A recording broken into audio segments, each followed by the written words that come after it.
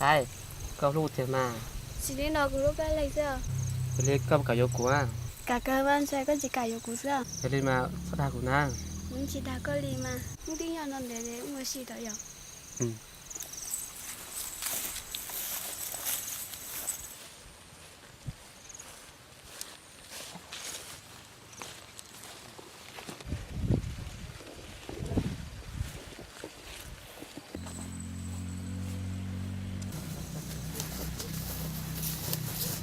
Thấy thảo nó đang đào xa.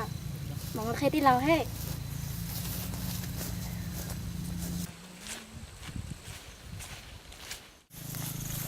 Đi lâu có muốn chi nào? Ồ, cũng thả lông cao sao? Có thảo với chi nào?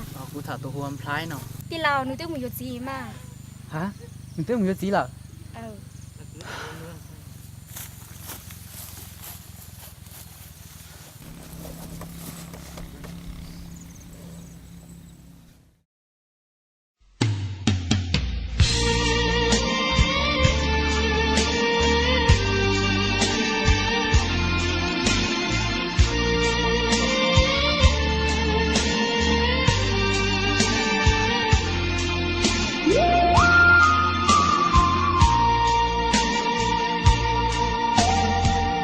giờ tiền nôn ta ư cho xin chi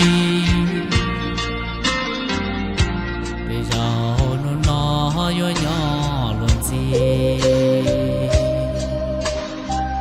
lu xia lu pla yo chi mòn chi qua mùa chín tư chú xì li nó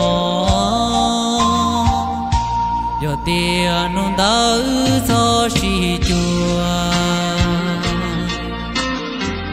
bây giờ nôn nó chỉ bóng của mùa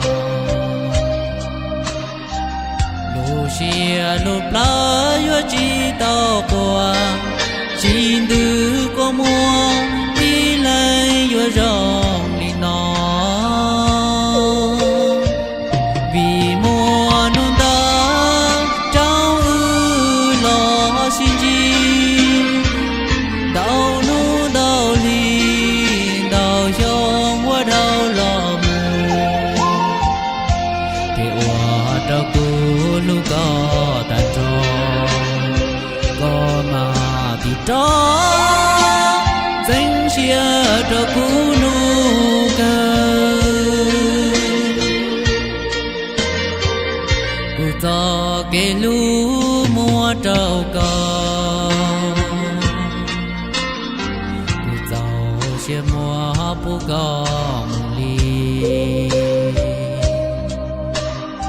bia si qua khó cú nó cú si do lũ cháy nhong lũ trong qua đầu là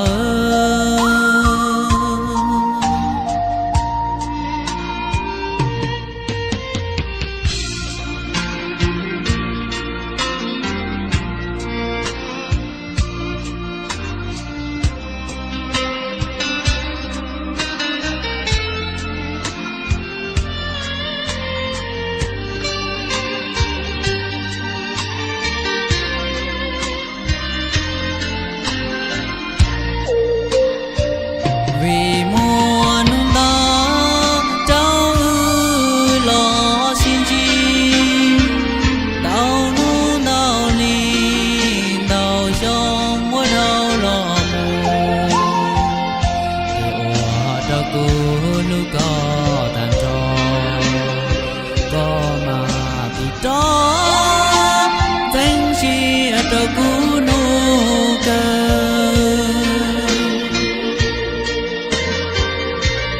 cho cái lũ mua trâu cò cụ giàu xe mua bố cò mù li bia si qua khó cú nó cú si do lũ cháy nhong lũ trong qua đầu